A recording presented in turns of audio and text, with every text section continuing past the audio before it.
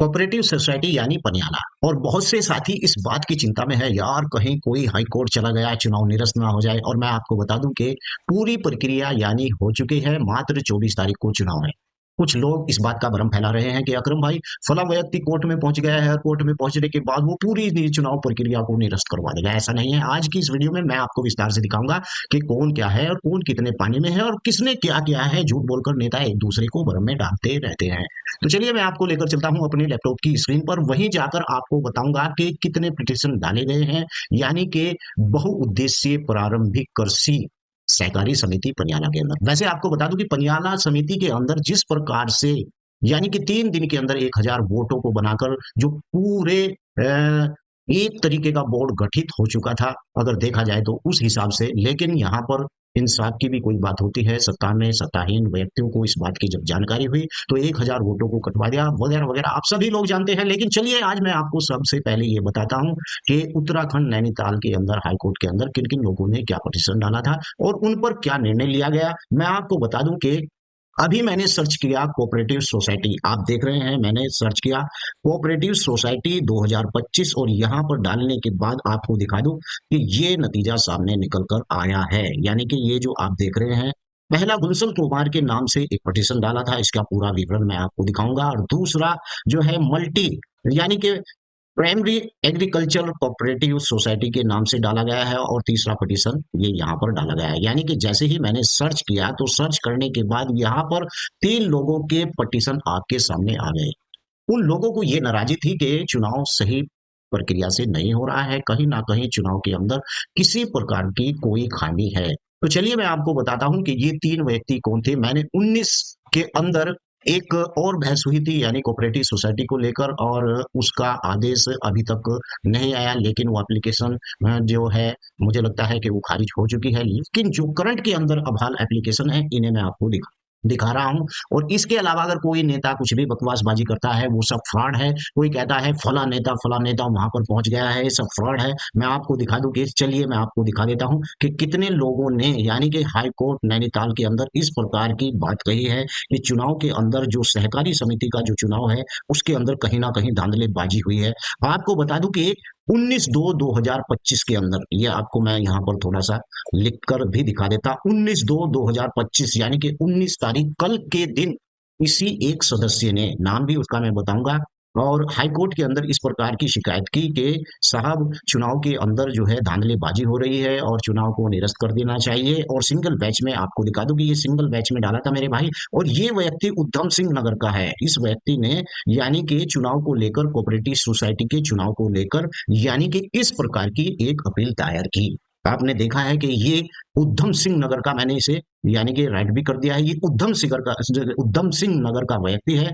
और इसके जो वकील हैं गुलशन कुमार जी हैं और साथ में आदित्य सिंह जी हैं। इस प्रकार की जो है त्रिचा देवी जी भी इसकी जो वकील है। और आप सामने देख रहे हैं ऑफिस मल्टीपर्पज इस यानी कि जो किच्छा सेवा कोऑपरेटिव सोसाइटी, आप ध्यान से देखिए। आप ये मत सोचिए कि नेता तुम्हारा जो लीडर है, जैसा भी लीडर आपका पूंछ लीडर है, वो तुम्हारे लिए या उसके लिए या विपक्ष के लिए वो कुछ भी कर रहा है। तो मैं आपको खुली आपको यहाँ पर किताब दिखा रहा हूँ आखिर क्या चल रहा है कोऑपरेटिव सोसाइटी के अंदर। ये आप देख रहे हैं हायरिंग डेट 19/2/2025 यानी कि कल इस पर सुनवाई हो चुकी है। और मैं आपको बता दूं कि इसके अंदर जो है अगली हायरिंग डेट जो मानी लगाई गई है वो 21/2/2025 लगाई गई है। यानी कि 21 तारीख को इस एप्लीकेशन पर भी जो यानी कि उधम सिंह नगर के व्यक्ति के द्वारा गुलशन कुमार ये पार्टी के द्वारा जो डाली गई है। और ये एप्लीकेशन स्टे एप्लीकेशन है। अब ये तो मुझे नहीं पता है कि उसने अपने वाद के अंदर किस प्रकार का यानी कि स्टे की मांग कर रखी है। लेकिन ये जो एप्लीकेशन ये स्टे एप्लीकेशन है कोऑपरेटिव सोसाइटी से ही संबंधित है। तो चलिए इसमें अभी एक और आदेश आना बाकी है, क्योंकि मैंने आपको बताया है कि 21/2 इसमें फायरिंग डेट लगी हुई है। अब चलते हैं अगली एप्लीकेशन पे कि अगली एप्लीकेशन किस व्यक्ति के द्वारा डाली गई है, ये भ्रम की बात है। और इसके अलावा मेरे भाई कोऑपरेटिव की ओर लेकर चुनाव को लेकर कोई भी व्यक्ति इन 3 व्यक्तियों को लेकर अभी तक किसी का कोई शिकायत दायर नहीं हुई है। चलिए मैं आपको दिखाता हूं अगली एप्लीकेशन किसकी है। जैसे ही मैंने सर्च किया तो यहाँ पर निकल कर आता है कि 18/2/2025 में यानी कि 2025 में किसी व्यक्ति के द्वारा एक और एप्लीकेशन डाली गई जिसका नंबर ये है और वर्ष ये है। अब ये एप्लीकेशन कहाँ से डाली गई? ये भी हरिद्वार से ही डाली गई। ये हरिद्वार के चुनाव को लेकर, यानी कि हर व्यक्ति यही सोच रहा है कि हरिद्वार के अंदर जिस प्रकार की कोई उन्हें खामी चमकती है, और इसका जो एडवोकेट है यानी कि अखलाक अहमद के नाम से है, और इसका जो एडवोकेट है परीक्षित सैनी है। और कल भी परीक्षित सैनी, यानी कि मैं भी नैनीताल हाईकोर्ट था, कल भी परीक्षित सैनी जी के द्वारा जिस प्रकार से बहस की गई, तो बहस में ही मैंने बता दिया था कि शायद इस वकील की बात को रखा जाए, क्योंकि पता चल जाता है अगर सबसे बेहतर वकील वो होता है जो अपनी बात को सही तरीके से पेश करता है। तो चलिए मैं आपको दिखाता हूं कि इस एप्लीकेशन यानी कि स्टेट ऑफ उत्तराखंड, और आपको बता दूं कि ये जो वकील थे ये कोऑपरेटिव सोसाइटी की तरफ से वकील थे। आप देख लीजिए कि ये भी वकील थे एसईसी के, और ये जिन्हें भी इन्होंने टारगेट किया है वो सभी वकील वहां पर यानी कि थे, और डिस्ट्रिक्ट मजिस्ट्रेट को भी इन्होंने ले रखा था, उनके वकील भी थे सरकारी, जिसे जिसे भी लपेटा, इसे कहते हैं लपेटना। मान लीजिए कि एक वकील अगर सभी लोगों को बुलाता है, उन्हें वो करता है, तो इसे कहते हैं लपेटना। सभी को लपेटा गया, और लपेटने के बाद क्या हुआ कि रिजल्ट क्या निकला, और मैंने आपको पहले ही बता दिया था भैया ये हरिद्वार से डाली गई है, खलाक के नाम से ये हरिद्वार से डाली गई है। ये मत समझना कि ये कहीं उधम सिंह नगर से डाली गई है। अब इसका क्या हुआ?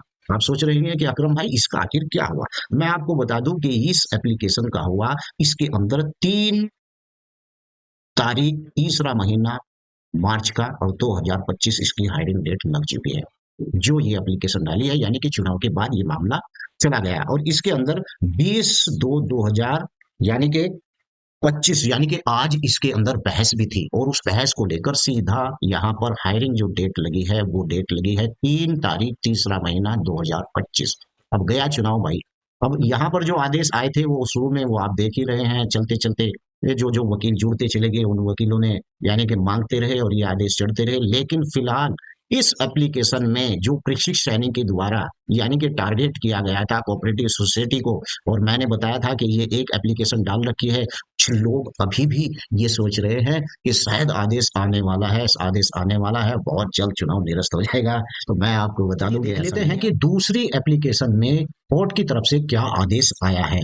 आपके सामने है ये आदेश, यानी कि जो मैंने आपको बताया था कि इखलाक के नाम से जो डाली गई थी एप्लीकेशन, उसके अंदर जो लास्ट आदेश आया है ये आप लोगों के सामने है। मैं इसे थोड़ा सा जूम करके दिखा दूं, वही नंबर है, और आपको बता दूं कि इस आदेश के अंदर स्पष्ट यही मैंने जिस प्रकार से इसे पूरे आदेश को पढ़ा है, और यहाँ पर जो यानी कि 3 और 3/3/2025 इसके अंदर आप देख रहे हैं ये डेट लगाई गई भी है। और मैं आपको बता दूं कि इस आदेश को देखकर यही मामला संज्ञान में आता है कि मान लीजिए कि जैसे कि पटिशन डाली गई हो, और पटिशन के अंदर सिर्फ सिर्फ इसी बात का जिक्र है कि वहां से चुनावी अधिकारी को हटाया जाए। जो चुनाव अधिकारी पनियाला सहकारी समिति के अंदर था, उस चुनाव अधिकारी को चुनाव से यानी हटाया जाए, और उसकी जगह पर यानी कि दूसरा चुनाव अधिकारी के लिए यहाँ पर इस यानी कि शायद जिस व्यक्ति के द्वारा ये पटिशन डाला गया हो उस व्यक्ति के द्वारा यही बात कही गई हो कि चुनाव अधिकारी के द्वारा वहां पर कुछ ना कुछ आहत हो रही है, और साथ में ये भी बताया गया हो कि ये चुनाव अधिकारी जो है किसी स्कूल से है, स्कूल टीचर है, इस प्रकार से है। तो यहाँ पर इसी बात की शिकायत की गई है कि जो आदेश के अंदर मुझे लगता है पढ़ने के बाद कि यहाँ पर जो लिखा हुआ है कि ये सब जो चुनावी अधिकारी है, ये चुनाव कराने वाले जो संपन्न कराने वाला अधिकारी है, ये किसी स्कूल का टीचर है, और यहाँ पर आदेश में ये स्पष्ट है कि इस टीचर को हटाया जाए, और इसी के साथ मजिस्ट्रेट को भी इसकी कॉपी दी गई है, यानी कि इस ऑर्डर को पास किया गया है, और साथ साथ ही जो अधिवक्ता विद्वान है यानी कि उसे भी एक कॉपी यानी दे दी जाए। ये देखिए स्पष्ट यहाँ पर इस बात को संज्ञान में लिया गया है 14 नंबर कॉलम के अंदर, और यहाँ पर स्पष्ट कहा गया है कि विद्वान को भी इसकी कॉपी यानी कि दी जाए। तो कहने का मतलब ये है कि अगर नैनीताल हाई कोर्ट से इस प्रकार का आदेश अखलाक अहमद की इस पटिशन पर पास होता है, तो यहाँ पर मजिस्ट्रेट या फिर कोऑपरेटिव के जो रजिस्ट्रार हैं या कोऑपरेटिव के जो उच्च अधिकारी हैं, मुझे लगता है कि 24 तारीख को ही चुनाव संपन्न हो जाएगा, क्योंकि यहाँ पर मांग की गई है कि चुनाव अधिकारी को यानी बदल देना चाहिए। लेकिन पटिशनकर्ता के द्वारा कई इस पटिशन के अंदर कई इस प्रकार के मामले उजागर नहीं किए गए हैं। अगर जिस प्रकार से पनियाला सहकारी समिति के अंदर लोगों के पर्चे निरस्त हुए हैं, तो यहाँ पर इस पटिशन को डालने से पहले इस बात का ध्यान रखना जरूरी था, इस अपील करने से पहले, कि जितने लोगों के पर्चे निरस्त हुए हैं उनके एफिडेविट भी लगाकर अगर उसे दाखिल किया जाता तो मुझे लगता था कि पूरी प्रक्रिया निरस्त हो सकती थी। लेकिन इस आदेश के माध्यम से यानी कि पूरी प्रक्रिया निरस्त होने के तो मुझे बिल्कुल भी चांस बिल्कुल भी नहीं लगते हैं। हाँ, इतना हो सकता है कि कलेक्टर इस चुनाव अधिकारी को बदल सकता है और साथ ही पूरे जिले के अंदर इस प्रकार के जो चुनावी अधिकारी हैं उन्हें शायद बदला जाए और बदलने के बाद वहां पर ये कलेक्टर का काम होता है। कलेक्टर एक दिन में, एक घंटे में ऐसे चुनाव अधिकारियों को बदलकर नए चुनाव अधिकारी भी ला सकता है और 3/3/2025 जो डेट लगा रखी है, हो सकता है कि 24 में चुनाव संपन्न कराए और चुनाव संपन्न कराने के बाद हो सकता है कि वो 3 को अपना कॉन्ट्रैक्ट फाइल कर दें। तो इस प्रकार से जो दूसरा आदेश है, मेरे मानना तो यही है कि इस आदेश के अनुसार ही यानी 24 में ही चुनाव संपन्न कराया जाएगा। क्योंकि अगर कोई व्यक्ति अब दोबारा से पटिशन डालता है तो समझ लीजिए कि बार इतवार और सोमवार को यहाँ पर चुनाव हो ही जाएगा। अगर इस लिहाज से ये चुनावी प्रक्रिया को निरस्त कराना था तो सिर्फ एक ही मेन कारण था, जिन लोगों के पर्चे और जिन्हें बताया तक नहीं गया है कि उनके पर्चों को क्यों कैंसिल किया गया है और अगर उन लोगों के भी एफिडेविट उसके साथ लगकर अगर नैनीताल हाई कोर्ट में इस अपील को दायर किया जाता तो हो सकता था कि पूरी चुनावी प्रक्रिया को निरस्त किया जा सकता है। तो चलिए एप्लीकेशन के ऊपर चलते हैं। ये तो भाई मैं आपको बता दिया, ये तो गई पानी में, क्योंकि इसमें सीधी हायरिंग डेट लगी 3/3/2025। ये तो गई, अब वो चुनाव तो 24 का होना है। अब एक एप्लीकेशन और सामने आए थे, ये 20/2/2024-25 में डाली गई। अब ये कहाँ से डाली गई मैं आपको बताता हूँ, ये भी हरिद्वार से ही डाली गई। ये हरिद्वार से ही डाली गई। किसने डाली? ये भी Parikshit Saini Mehboob son of Hasan and others के नाम से ये एप्लीकेशन भैया डाली गई और परीक्षित सैनी जी ही इसके यानी कि वकील थे।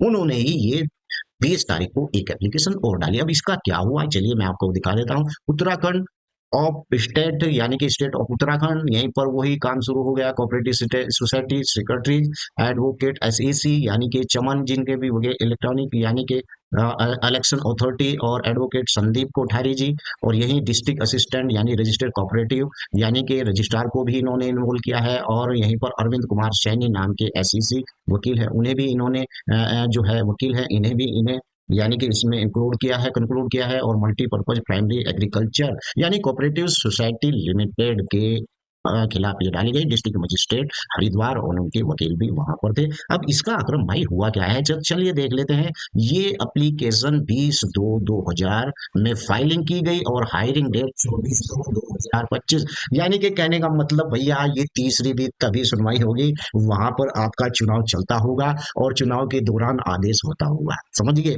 तो कहने का मतलब यही है कि आप इस भ्रम में मत रहें कि चुनाव टल जाएगा। मैं आपको बता दूं चुनाव नहीं टलेगा भैया, कोई भी नेता कुछ भी करे, चुनाव टलने का तो मामला ही नहीं। महबूब हसन अदर्स की एप्लीकेशन में भी डेट 24 यानी कि 24/2 आ चुकी है। आपको साफ साफ दिखा देता हूँ और इसे बड़ा जूम करके भी मैं आपको दिखा देता हूँ। ये है भैया, ये एप्लीकेशन है भैया और इसमें हायरिंग डेट सीधा ये है भाई।